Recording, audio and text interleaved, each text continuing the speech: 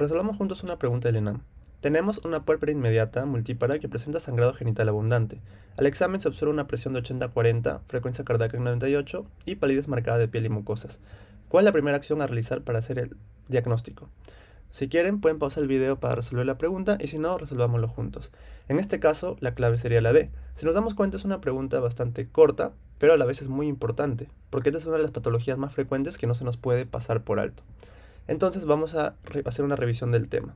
Primero hay que ponernos en contexto. Estamos hablando de una puérpera, es decir, que ya ha dado a luz a su bebé. Inmediata, ¿qué quiere decir inmediata? Que es antes de las primeras 24 horas que ha dado a luz al bebé. ¿Y cuál es la clínica? El sangrado genital abundante, es decir, estamos ante un caso de una hemorragia.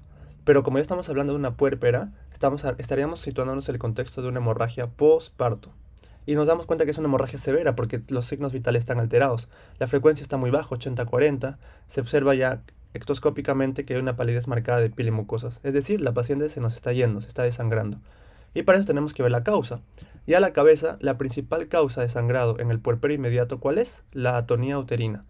Y es que básicamente, ¿qué es lo que sucede de manera fisiológica? Una vez que la paciente da a luz, el útero comienza a contraerse. Al comenzar a contraerse, va a evitar o va a comprimir a los vasos sanguíneos y esto va a evitar que sangre y que haya una hemorragia. Pero ¿qué es lo que pasa si el útero no está contrayéndose? Pues eso se denomina atonía. Y justamente al estar el útero atónico va a hacer que los vasos sangren y eso va a hacer que la paciente se desangre.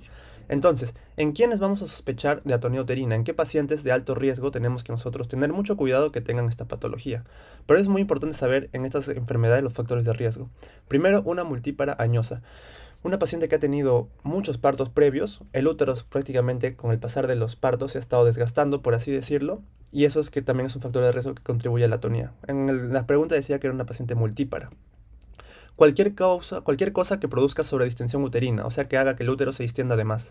Por ejemplo, puede haber miomas, puede ser una gestación múltiple, polidramnios, que el bebé haya sido muy grande, o sea, una macrosomía más de 4 kilos, entre otros factores, ¿no? Cualquier cosa que sobredistienda el útero puede causar atonía. Una labor de parto prolongada, ¿no? O sea que la gestante haya estado mucho tiempo durante la labor de parto y el bebé no haya salido, también cansa el útero y eso puede producir atonía. Y MC más de 40 en los pacientes con obesidad mórbida también es otro factor de riesgo. En cuanto a la clínica, como les estaba mencionando, es un sangrado vaginal abundante, pero lo más importante que tienen que ver acá es cómo sé que el útero está atónico, porque ustedes van a palparlo, en el examen físico van a palpar el útero, ¿y cómo lo van a encontrar? Lo van a encontrar blando. Normalmente el útero debería estar contraído, pero si ustedes lo encuentran blando y palpable por encima de la cicatriz umbilical, eso es atonía uterina, es un diagnóstico clínico.